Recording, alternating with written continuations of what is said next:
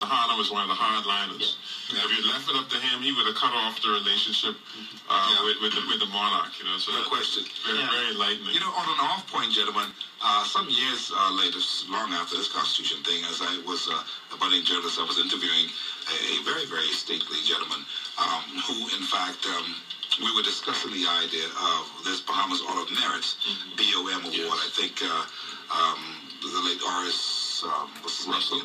No, the old from the old guard. He, along with Monsignor Preston Moss, they led up as co-chairpersons of this, and then I was the person who was putting together the information to get out to the public. And in an interview, the gentleman said to me, well, look, I won't say his name, because he's still around, but the point is this, showing you the thinking of those from that particular era.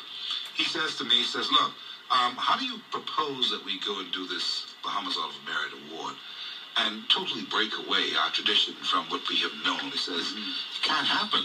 I says, why? He says, because I haven't got my knighthood yet.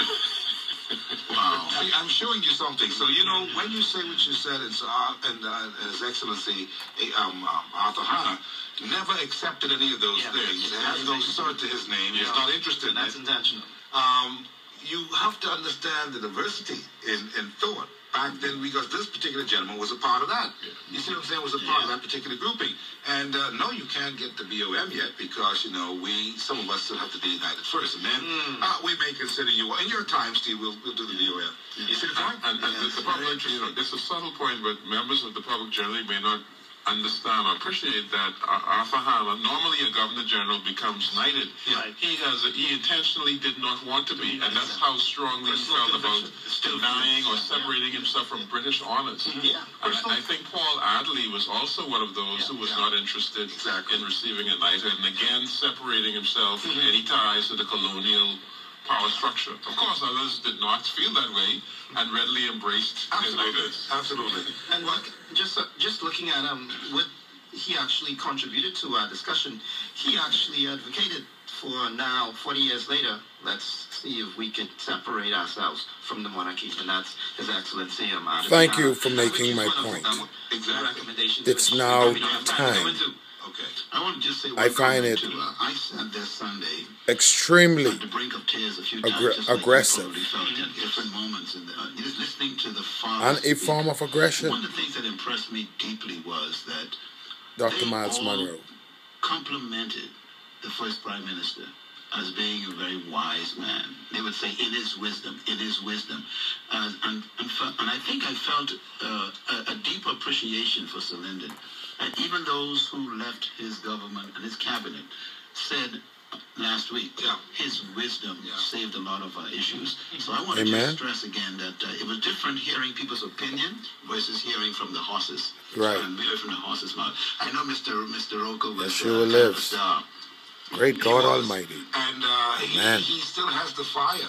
Reach for this. this. A lot of people heard him on a previous broadcast that I'd done a couple of nights ago on this station about this the whole topic, event. that is. And there were many people when he the picture, was on, because I sat the image, the symbol, the mythology. They called and they said, how can we get a copy of this, man? I want my copy of this. The esoteric look, it's not our view material. This is behind the view. The Miles Monroe Ministry, and of Take course, a look in Bahamas this State mirror. Ministry, and the good people who did it. We don't have copyrights to this. You'd have to call BFM to get this particular tape and soundbite.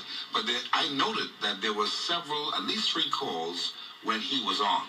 Now, I thought that was significant because what happened that day was that when he got to speak, there were standing ovations. When he finished, there was wide applause. And so, what were they applauding about? This was the Honorable A. Loftus Roca, former Minister of Immigration, and one who was around there helping to frame things.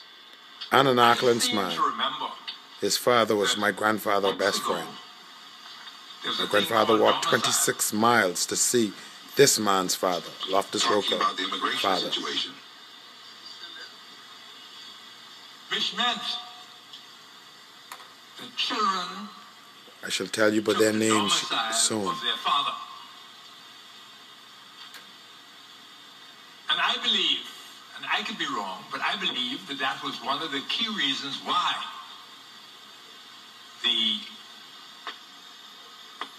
foreign fathers of children born to Bahamian women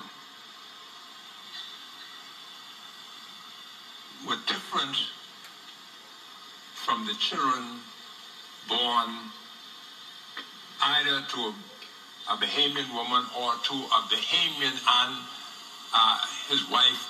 See, the wife also took the domicile of her husband. That's the way it used to be. I'm only trying to explain to you how we got at that idea. And I agreed with it at the time. Problem is, and I hear us talk about the changing of the Constitution. And first of all, what His Excellency Alejandro didn't tell you, that after return to the Bahamas from the Constitutional Conference in 1972, a delegate from us, headed by Mr. Hanna, and included the late Paul Adderley and myself, had to go back to London to try and brush up on some